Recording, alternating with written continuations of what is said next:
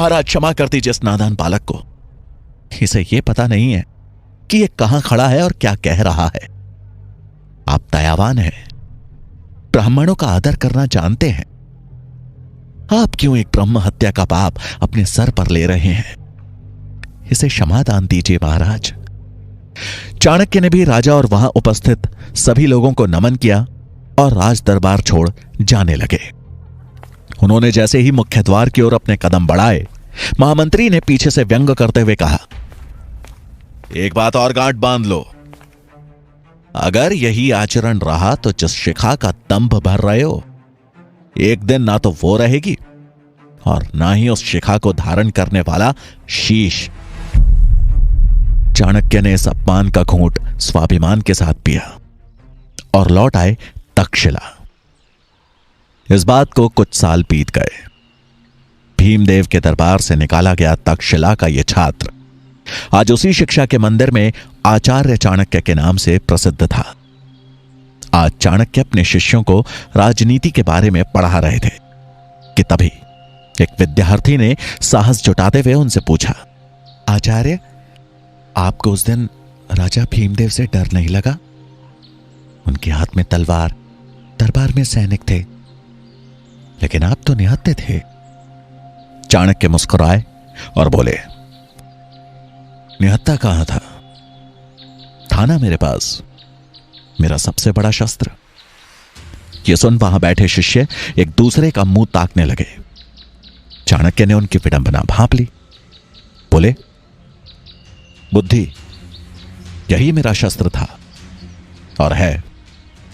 एक बुद्धिमान व्यक्ति अपनी बुद्धि, चातुर्य और विवेक से किसी भी युद्ध में विजयी हो सकता है, फिर चाहे परिस्थिति कितनी भी बुरी क्यों ना हो। यह सुन छात्रों को यकीन हो गया कि उनके आचार्य कोई साधारण आचार्य नहीं है। चाणक्य अगला पाठ शुरू करते कि तभी उन्हें तुरंत पुस्तकालय में पहुंचने का संदेश मिला।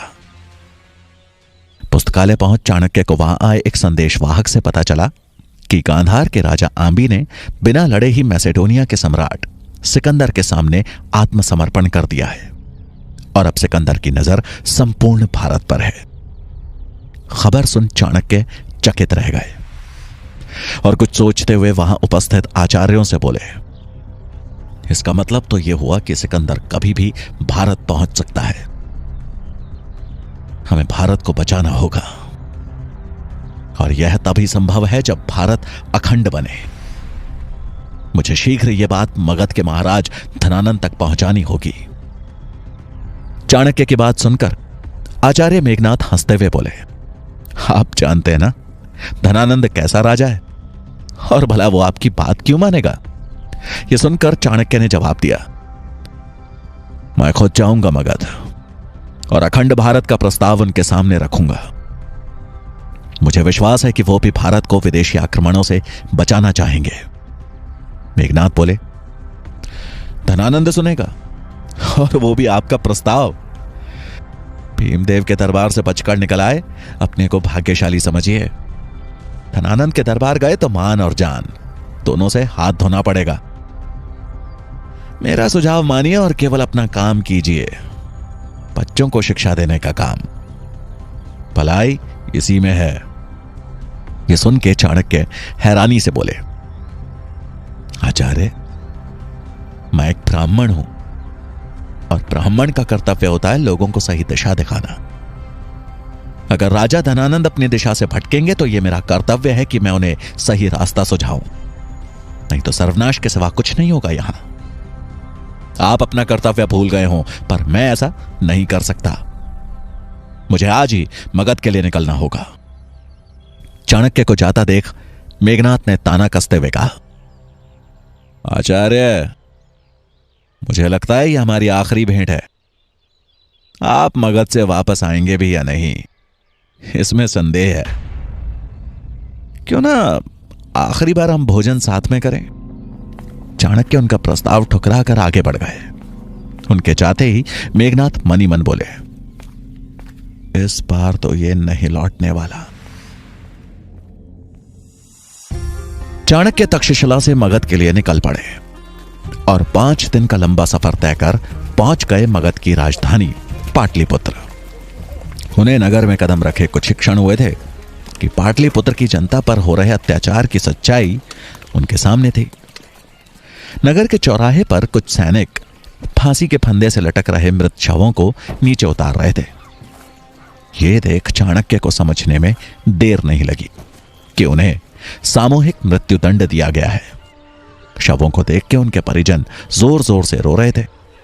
तभी एक महिला की आवाज उनके कानों पर पड़ी, जो अपने बेटे के मृत शरीर से लिपट वहां खड़े सैनिक से रोते रोते बोली, और कितने दिन हमें ऐसे ही अपनों को खोना पड़ेगा, और कितनों को मारोगे तुम लोग?